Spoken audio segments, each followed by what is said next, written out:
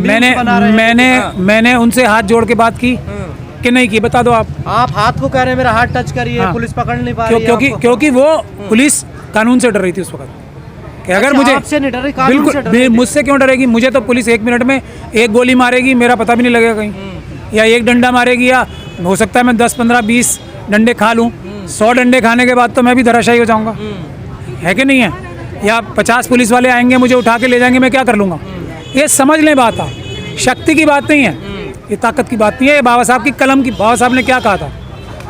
1000 तलवारों से ज़्यादा ताकतवर एक कलम है। ये कलम की ताकत बाबा साहब की दी हुई कलम और संविधान की ताकत है। इसको हम सिखा रहे हैं लोगों को, इससे बड़ी कोई ताकत नहीं है। और दूसरी बात, पीसफुल प्रोटेस्ट होना चाहिए। जो भी वायलेंस की बात करता है, या वो भटका हुआ है या वो आरएसएस का एजेंट है। जब बाबा साहब ने ऐसा संविधान दे दिया, भगत सिंह की हम बहुत बड़ा एग्जाम्पल देते, तब संविधान नहीं था, बाबा साहब का संविधान नहीं था तब, इसीलिए वायलेंस की ज़रूरत पड़ रही थी।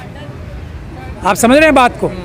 जब भीमा कोरेगांव हुआ, बाबा साहब का संविधान नहीं था।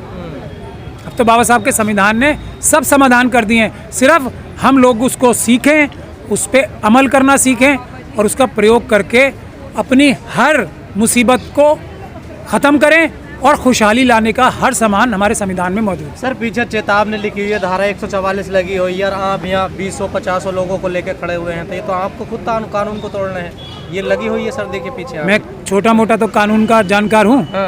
हूँ ना, मैं खड़ा हूँ, मैं आपसे कह रहा हूँ कि यहीं खड़े होकर मेरी वीडियो बनाओ। क्यों कह रहा हूँ?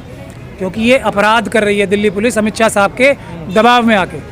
वो भी मजबूर हैं, पुलिस वाले कोई खुशी से कर रहे हैं, हमें नहीं पता। चेतावनी अपराध है ये चेतावनी देना इस प्रकार से। और पीछे वहाँ पे शाखा लगती है आरएसएस की, यहाँ से 10 मीटर की दूरी है या 5 की है, बता दो आप। दीवार बीच में है बस, सिर्फ एक दीवार बीच में है। तो ये सिर्फ शेड्यूल कास्ट कम्युनिटी के लिए, ये एक ही जगह पे शेड्यूल कास्ट कम्युनिटी को प्रोटेस्ट की इजाज़त नहीं है, इकट्ठे होने की इजाज़त नहीं है, संवैधानिक हक मांगने की इजाज़त नहीं है। वहाँ संविधान तोड़ने की कस्में खाने के लिए इस दीवार के पार इजाज़त है। तो ये अपराध है या नहीं है? मैं कोई भी बात गलत नहीं करता, बाबा साहब के संविधान के बाहर जाके नहीं करता, कानून के बाहर नहीं जाके करता, और ऐसी बात नहीं करता जो एक आम आदमी की कॉमन सेंस जिसे कहते हैं ना, उसकी समझ में ना आ सके।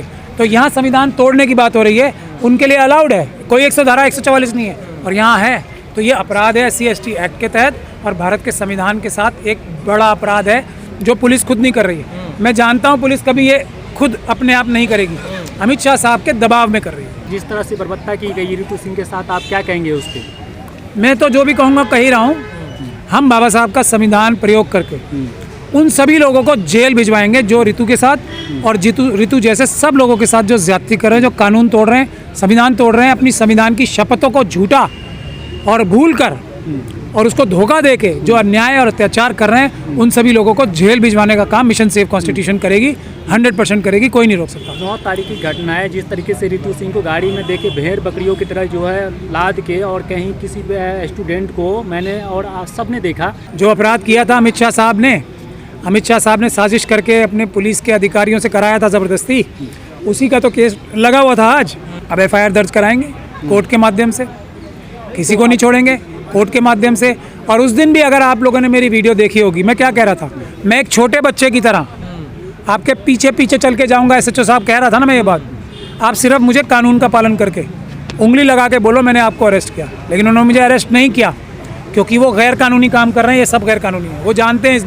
ये बाबा साहब का संविधान है, कोई इस गलत फहमी में ना रहे कि महमूद प्राचा कुछ कर रहा है। ये बाबा साहब का संविधान है जो बाध्य करता है, जो ये बाध्य करता है हर एक हमारी जनता के नौकर को कि वो जनता की सेवा करे, जनता के साथ लूटपाट ना करे।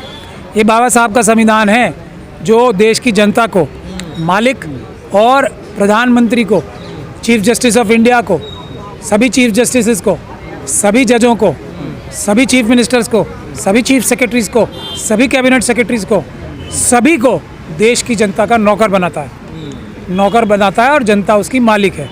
हम लोग सिर्फ क्योंकि बाबा साहब को दिल से मानते हैं, तो वो बाबा साहब ने क्या क्या हमारे लिए छोड़ के गए उसको सिर्फ दुनिया को दिखा रहे हैं कि ये बाबा साहब छोड़ के गए।